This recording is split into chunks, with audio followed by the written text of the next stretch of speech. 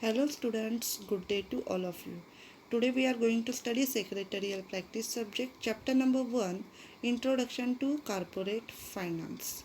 In the last lecture we studied what is meant by fixed capital and factors affecting or determining fixed capital requirement. So in the last lecture we cleared the concept of fixed capital. What is meant by fixed capital? Fixed capital consists of all those physical assets, fixed assets which is used in the business organization for a longer period of time. There are some fixed assets like plant and machinery, furniture, land and building, tools and equipment, etc. This type of fixed assets used in the business organization for a longer period of time. For example, for 5 years, 10 years, etc. Today we are going to study working capital and factors affecting or determining working capital requirement. First, we clear the concept of working capital. So there are two definitions is given by two different professors here. According to Justin Burke, he defines working capital as the excess of current assets over current liabilities. On the other hand, J.S. Mill defines working capital as the sum of current assets is working capital. So, in short, what is meant by working capital? It is the summation of current assets and current liabilities. So, Justenberg does not call it as working capital. He preferred to call it as circulating capital. And J.S. Mill defines this concept as a broader application. It takes into consideration all current assets of the company. It refers to gross working capital. So working capital means it is a requirement in each and every business organization depending upon the nature size of business. Every business organization, while conducting business activities, there is a need of working capital requirements to meet day-to-day transactions like payment of wages, payment of expenses, salaries, raw material, etc. So for this type of payments, there is a requirement of funds in the form of cash. So this can be fulfilled with the help of working capital. Every business organization require different amount of working capital, less, small or large, etc. The next point is factors affecting working capital requirement. First point, factors affecting working capital requirement is nature of business. So what type of business it is? The type of business also decides the working capital requirement. For example, firm engaged in manufacturing essential products of daily consumption would need relatively less working capital because essential products can be consumed by the consumers on regular basis. So there is a sufficient inflow of cash in the firms to cover the liabilities. Second example, public utility concerns have to maintain small working capital because of continuous flow of cash from their customers. So public utility concerns, it consists of transport facilities, gas, electricity, etc. So also this type of consumptions on regular basis. So there is also inflow of cash on regular basis in the business organization. So there is a requirement of less working capital. Again, business is dealing in luxurious products. Some type of business which produces luxurious products. So this type of business organization requires huge amount of working capital because the demand for luxurious product is frequent. The consumers cannot brought these type of luxurious products on regular basis. This product can be bought by consumers frequently. So this type of business required huge amount of working capital. Again, trading mercantilizing firms which are concerned with distribution of goods have to carry big inventories of goods to meet customers' demand and have to extend credit facilities to attract customers. So there are some firms which provides credit facilities to their customers. To meet such credits, there is a requirement of more working capital or large amount of working capital. Point number 2, size of business. So size of business also affects the working capital requirement.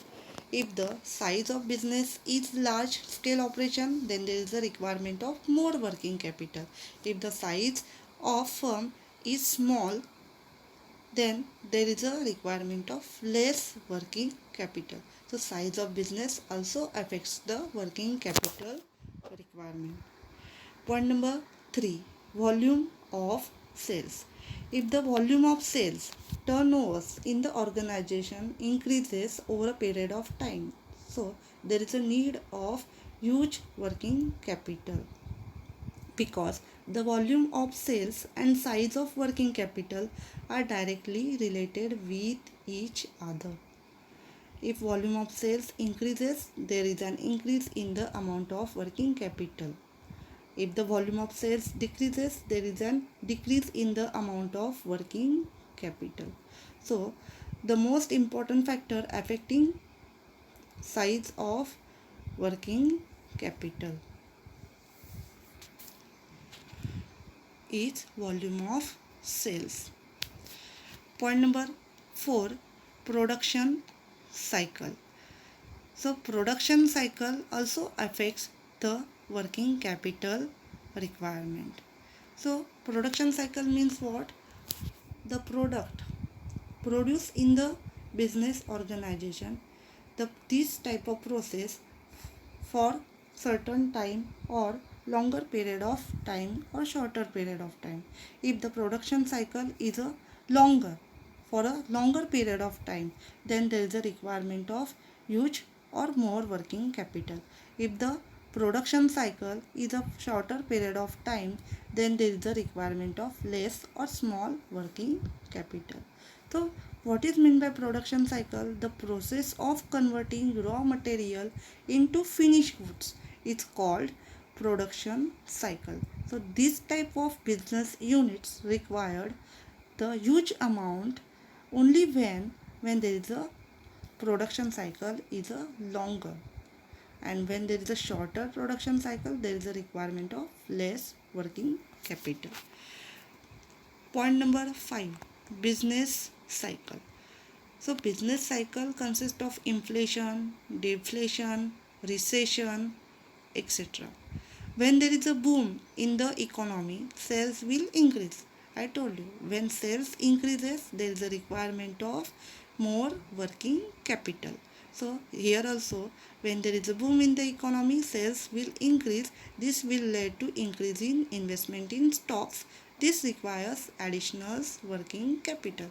On the other hand, during recession, sales will decline, and hence the need of working capital will also decline.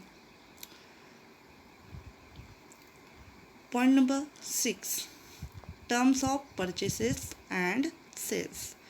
Terms of purchases and sales also affects the working capital requirement on credit basis or on cash basis. It also determined the working capital requirement.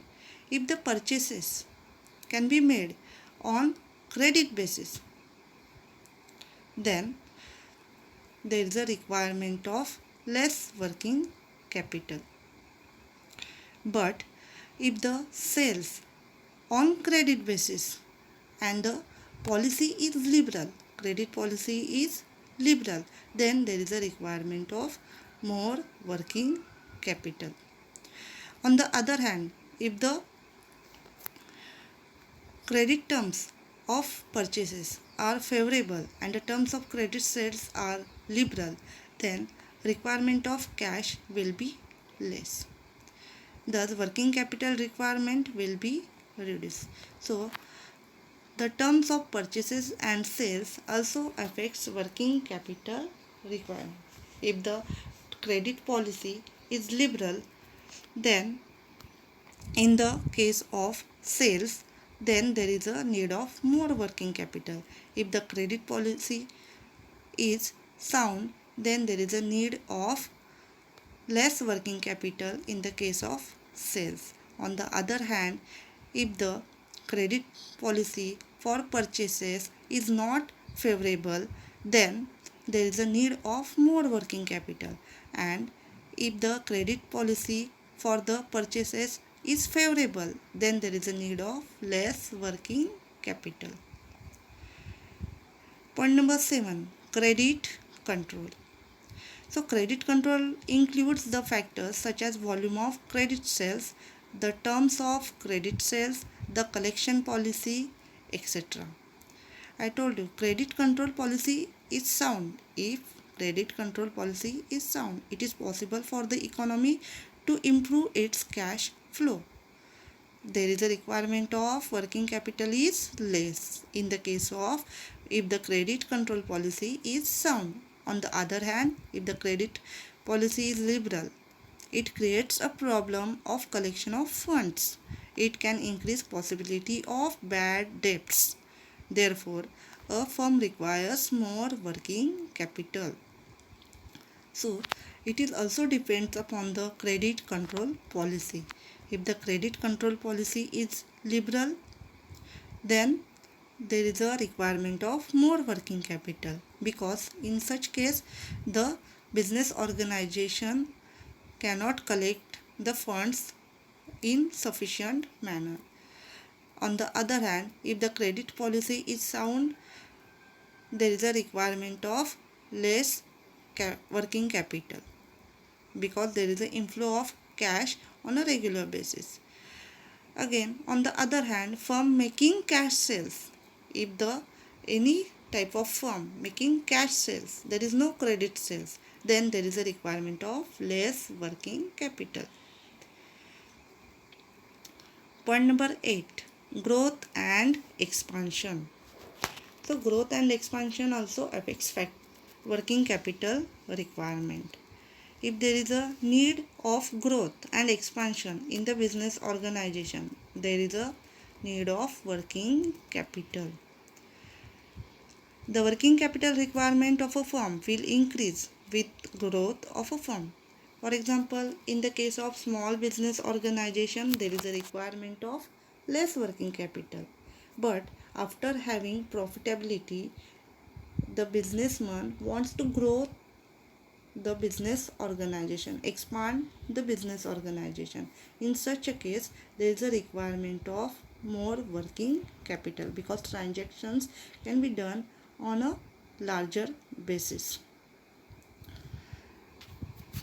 Point number 9, management ability. The requirement of working capital is reduced if there is proper coordination between production and distribution of goods. For instance, if the production is done by business organization, product produced by business organization, but the same products can be distributed in systematic manner in the market or to the ultimate final consumer, then there is a requirement of less working capital.